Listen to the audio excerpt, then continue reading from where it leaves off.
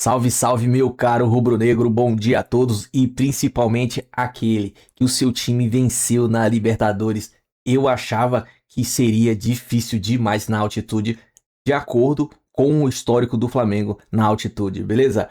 Bora aqui no News Sport do canal UOL, a repercussão desse jogo. E o time tá de parabéns, jogou, teve postura, dominou os 90 minutos mais acréscimo e poupou alguns pensando no Fla-Flu, porque Arrascaeta, Pedro, Samuel Lino, Léo Ortiz entraram no segundo tempo para dar aquela minutagem. E bora lá pro vídeo.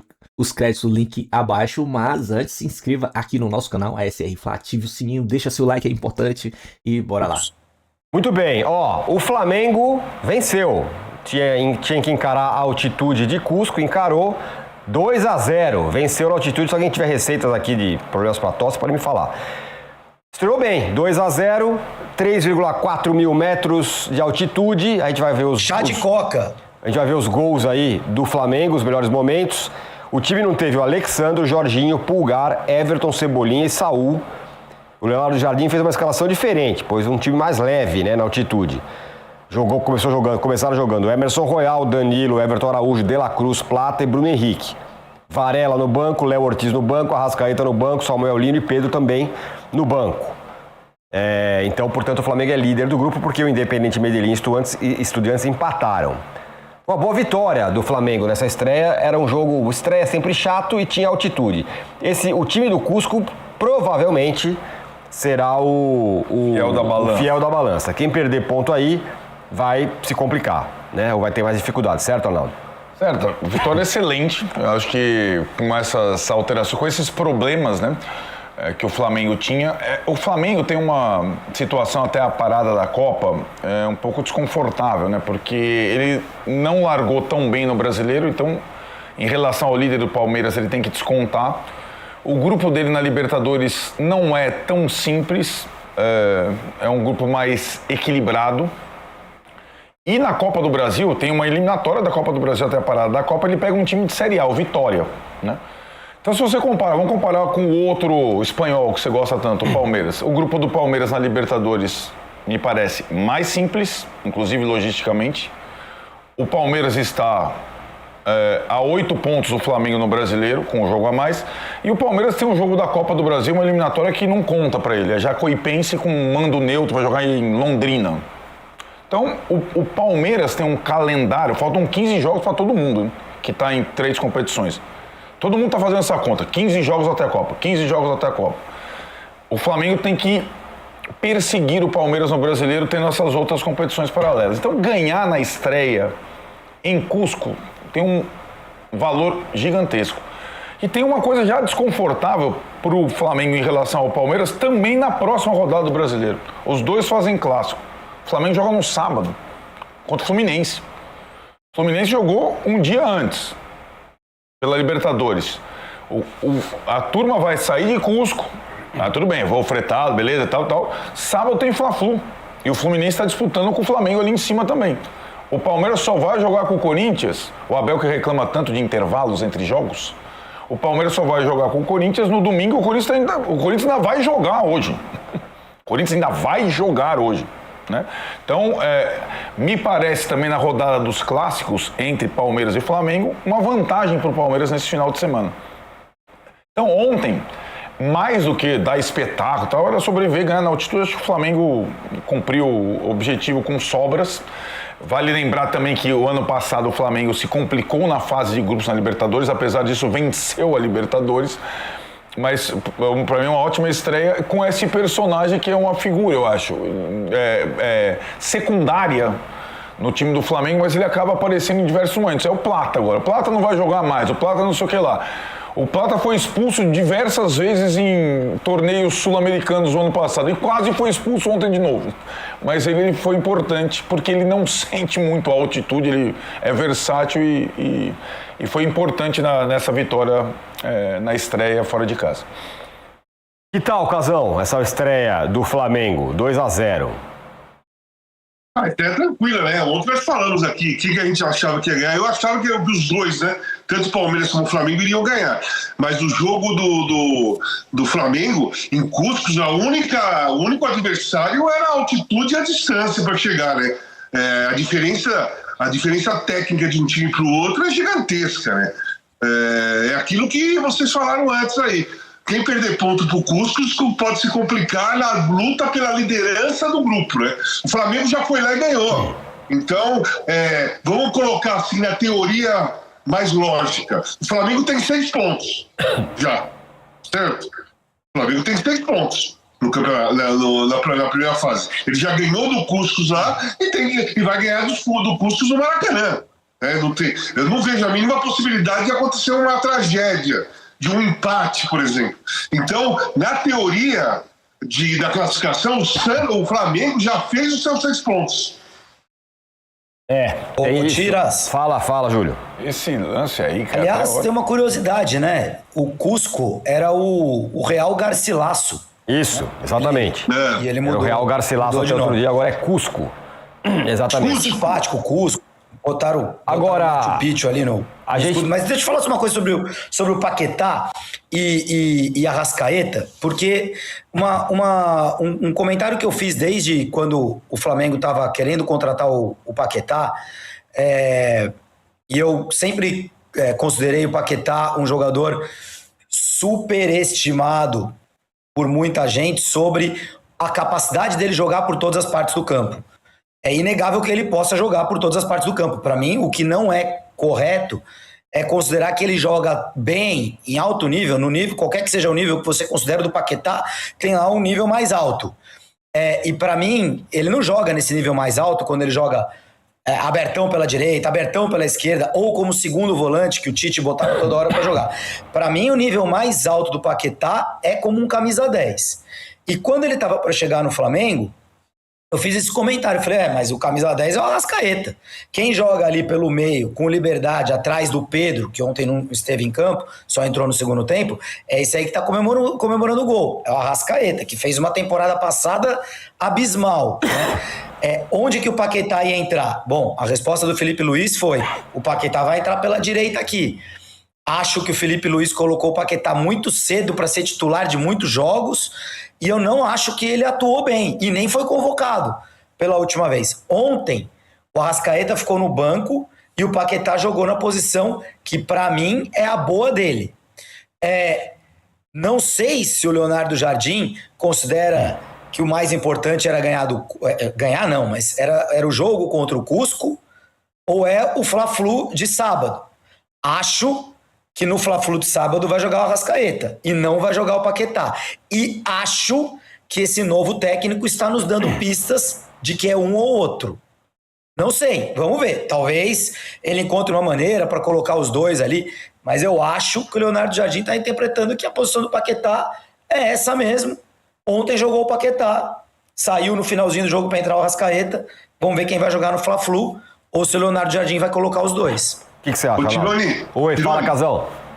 Só uma coisa para completar o que o Júlio falou. Eu acho que está começando a ficar claro, né, que o Flamengo pagou o Paquetá como se fosse Zico, né?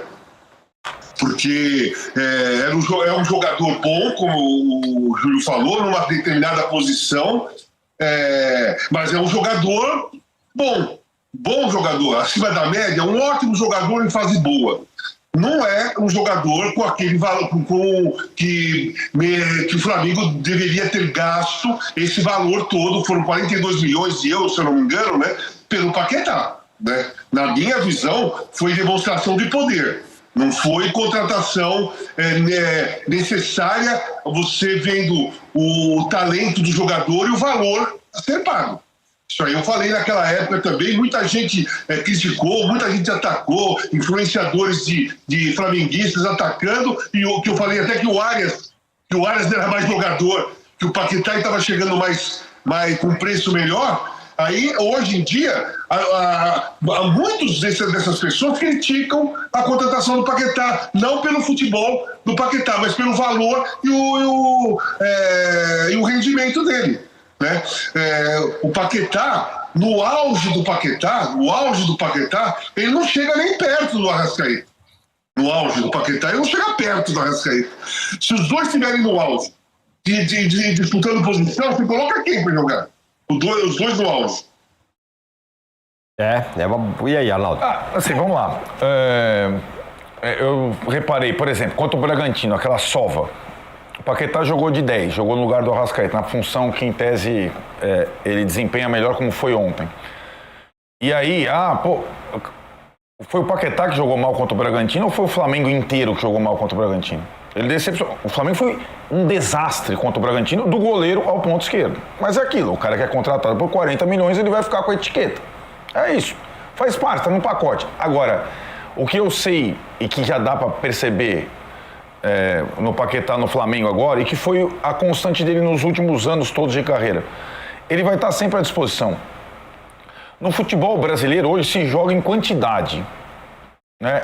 Se você puder ter um jogador desse que joga em diversas funções, melhor. O Jorginho vai conseguir jogar? Não. O Arrascaeta vai conseguir jogar? Não.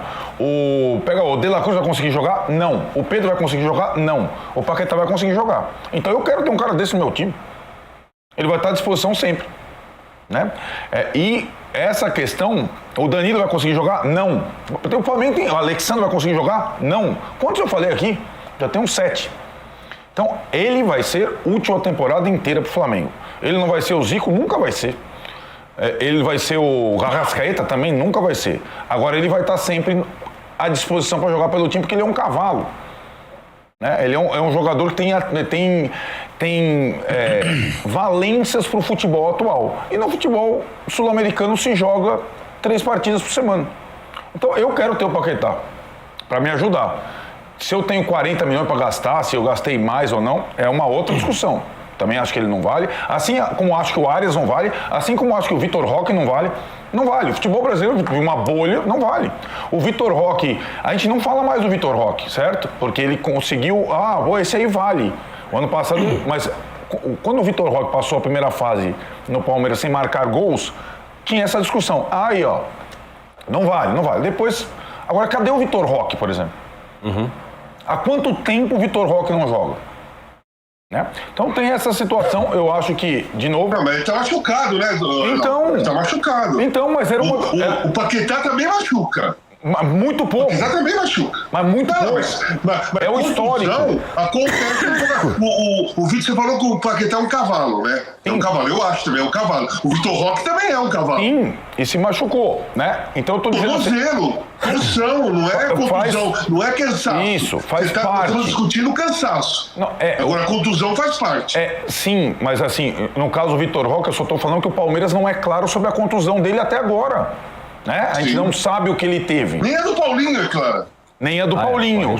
São duas questões para a gente debater em relação ao Palmeiras. É verdade, não é claro. O que eu acho é que o Paquetá vai ser bem útil ao Flamengo. Ele pode não ser o fator de desequilíbrio, mas nessa temporada do Flamengo ele vai ajudar bastante. Não, a questão eu concordo com o Arnaldo em relação a ter um cara como o Paquetá no elenco. Um cara que se machuca pouco, um cara alto, forte fisicamente. Você vê que o Paquetá é resistente fisicamente e ele é bom jogador em diversas posições. Bom jogador.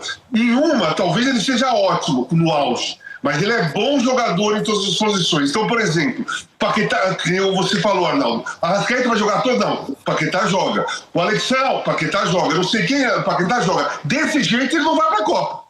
Não, eu acho que já tá... Então, aí o intuito do cara é, vou voltar para o Flamengo, não tô nem mais relacionando o valor absurdo, completamente desproporcional entre talento e gasto. Não tô nem mais colocando isso. Mas na cabeça dele, eu tô num time pequeno aqui, meu time luta para não cair, tô na seleção brasileira, surgiu a possibilidade de voltar para o Flamengo, tive problemas com relação de cartões amarelos, né? Fui suspeito de fraude e tal. Tudo bem, fui absolvido e tal, mas fui suspeito por muito tempo. Tô voltando para minha casa, Flamengo. Vou chegar no Flamengo, o time mais popular do Brasil, aparece toda hora passa na televisão, vou ser convocado. Aí, de repente, ele não é mais titular. é titular. Né? Como o Júlio falou, se ele jogou ontem, se a prioridade é Flamengo e Fluminense, ele jogou ontem no lugar do Arrascaeta, no sábado vai jogar Arrascaeta, não vai jogar o Paquetá. Então o Paquetá joga contra o Cusco, mas quem joga contra o Fluminense é o Arrascaeta. O Paquetá vai jogar contra o Bragantino, né? Que perdeu, mas vai jogar lá em Bragança, mas contra o Corinthians vai jogar o Arrascaeta. Isso daí não dá vaga pra seleção, não, cara. Não. Vou dar minha opinião ou só a sua. Pra mim, eu fui convencido na história do cartão pro Plata, que é o lugar onde pega o pé lá. Pegou no pé, então você é amarelo. Fui convencido dessa história. Agora, esse impedimento aí, meu amigo, é aquela coisa que o Casão fala, né? Não tem uma política pró-gol. Ninguém sabe se estava impedido ou não. Aí, né? Pelo contrário, acho que dá toda a impressão que não. Mas aí com aquela linha lá que eu sempre falo, né? Que foi vendido como um negócio da NASA, mas é aqui da Santa Efigênia Tecnologia. Olha isso aí. Aí não dá. Não. Mas peraí. Vamos organizar. Primeiro, o lance da falta do Plata. Expulsão ou amarelo? Arnaldo. Cara, já deu pra perceber no primeiro jogo da Comebol, Sul-Americana ou Libertadores, que entrada dura vai ser cartão amarelo, não tem expulsão. Todos os jogos que a gente viu. Teve lá começou com o jogo do São Paulo, né? Na entrada no Bobadilha. Esse é o critério que está sendo utilizado. Entrada dura, aqui seria provavelmente no Brasil vermelho. Na Comebol, em todos os jogos, Libertadores e Sul-Americana, está sendo aplicado o cartão amarelo. Júlio Gomes, amarelo ou vermelho? É curioso porque uma coisa que me incomoda muito, vamos ver, o que o Arnaldo falou é muito interessante, vamos ver se isso se repete ou se é cada juiz, cada VAR fazendo de um jeito. Agora, realmente o Arnaldo tem razão, os árbitros não foram chamados para rever cores de cartão nesses primeiros dias de Libertadores e de Sul-Americana. Esse é o típico lance que nos últimos anos o árbitro teria sido chamado para dar o vermelho. Eu acho que é um lance de interpretação de campo. Eu acho que aliás, isso não foi nem amarelo, hein? Só pra falar. Não teve cartão amarelo. Não, nem amarelo é vergonhoso, né? É o famoso cartão laranja. Vai muito da interpretação do árbitro, do momento do jogo, do calor do jogo, se ele quer dar um vermelho direto por um lance desse ou um amarelo. O árbitro, se não deu nem amarelo, ele errou feio. É no mínimo amarelo e se fosse dado vermelho, não poderia reclamar. O que eu sou contra é que o VAR chamasse o árbitro para dar esse vermelho, sabe? Isso é o que eu não gosto e acontece muito em arbitragem sul-americana, mas como o Arnaldo disse, não aconteceu tanto nessa primeira rodada. Amarelo, vermelho ou nenhuma coisa nem outra, Casão? Não, para mim foi vermelho. Ele não foi na bola. A bola já estava um pouco à frente o cara deu o carrinho e era óbvio que ele ia chegar antes. Olha lá como ele vai com o pé. Ele vai com o pé solando o tornozelo do adversário. Olha lá, o tornozelo do adversário. A bola já estava na frente. É vermelho mesmo. Quando o cara dá um carrinho desse, carrinho lateral, que é para buscar a bola, o cara foi exclusivamente na bola. O cara nem pensou em pegar o Plata, porque ele foi lateral. Ele foi com o peito do pé para se esticar no chão e chegar antes do Plata na bola. O Plata vem de frente e você percebe, o jogador que vem de frente, você percebe que o cara vai chegar antes, porque o cara já se esticou. Olha lá, olha onde tá a sola dele. Pegou o tornozelo do cara, não foi no pé. Olha lá, o tornozelo do cara virou. O tornozelo do cara virou, dá uma olhada lá. Quase quebrou. Virou, cara. Porra, o cara levanta mancando. Podia ter quebrado o tornozelo. Isso aí é cartão vermelho, meu. E ele não aprendeu nada, né? O Plata é impressionante. Você lembra da expulsão dele com o Arboleda? Exatamente. São Paulo e Flamengo, os dois equatorianos. Sim. Foi idêntica. Então, agora, o Plata, ele é um jogador... Ele na Libertadores também. Libertadores ele foi algumas vezes. Com Estudiantes, se eu não me engano, que foi para os pênaltis depois. O Plata, na minha visão, ele é um ótimo jogador. Tá? Ele é um ótimo jogador em mobilidade, ele é técnico, ele é agressivo, só que ele passa um pouco... Eu acho que ele é um pouco maldoso. Acho ele estabanado. As divididas dele são maldosas. As divididas do Plata são maldosas. Não estou falando todas, Mas essas que ele é expulso, essa daí hoje, essa de ontem, era desnecessário, você não precisava nem pôr o pé. Você tá chegando na bola, o cara deu o carrinho, chegou antes, você pula o cara. Olha lá, pula o cara. O outro lance é o lance do gol anulado do Cusco. Esse aí, pra mim, de novo, não dá pra saber se tá ou se não tá. Só que não dá pra saber mesmo. Nem a tecnologia é capaz de dizer se tá ou se não tá. Não dá pra anular um Num gol lance desse, como esse, não dá pra se anular. Né? Aí você não consegue ver nem a linha vermelha e azul. Exato, não dá nem pra ver. Aí tem paralaxe, tem não sei o que e tal, mas pra mim não dá. O lance desse aí, com essa distância de linha, você não pode anular o gol. Pra mim, eu sou pró-gol nessa hora. Poderia, pra mim isso é gol. Sabe o que é interessante? Só de você estar usando aí o pra mim, como assim numa coisa matemática de impedimento tem o pra mim? É só na América do Sul que tem o pra mim. Mas não, é essa tecnologia aí, é isso aí. Os caras traçam que nem o nariz.